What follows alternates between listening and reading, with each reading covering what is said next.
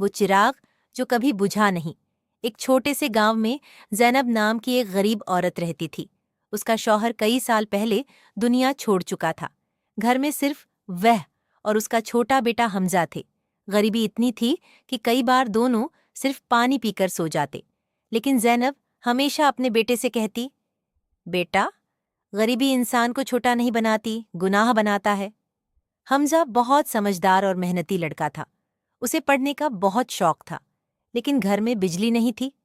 ہر رات وہ ایک پرانے تیل والے چراغ کے نیچے بیٹھ کر پڑھائی کرتا۔ اس چراغ کی روشنی بھی بہت کم تھی۔ ہوا چلتی تو ایسا لگتا ابھی بجھ جائے گا۔ ایک رات زوردار آندھی اور بارش شروع ہو گئی۔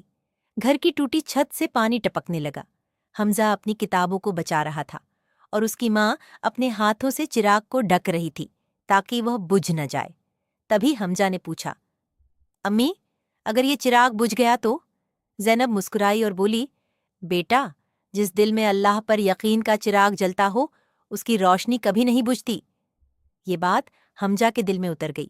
سال گزرتے گئے، دن میں وہ مزدوری کرتا اور رات میں پڑھائی۔ گاؤں والے اس کا مذاق اڑاتے، غریب کا بیٹا افسر بنے گا، لیکن حمزہ چپ رہتا۔ اسے اپنی ماں کی بات یاد تھی۔ پھر ایک دن پورے گاؤں میں خبر پھیل گئی، حمزہ شہر کا بڑا افسر بن گیا تھا۔ کئی سال بعد جب وہ گاؤں واپس آیا تو پورا گاؤں اسے دیکھنے جمع ہو گیا، لیکن حمزہ سیدھے اپنے پرانے ٹوٹے گھر میں گیا۔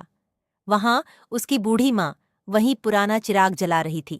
حمزہ کی آنکھوں میں آنسو آ گئے۔ وہ اپنی ماں کے قدموں میں بیٹھ گیا اور بولا، امی، آج میں جو کچھ بھی ہوں آپ کی دعاؤں اور اس چراغ کی وجہ سے ہوں۔ زینب مسکرائی اور بولی، نہیں بیٹا، یہ سب اللہ پر بھروسے کا نتیجہ ہے۔ اس رات حمزہ اس پرانے چراغ کو اپنے نئے گھر میں لے گیا تاکہ اسے ہمیشہ یاد رہے، اندھیرا کتنا بھی گہرا ہو، اللہ پر یقین کا چراغ کبھی نہیں بجھتا۔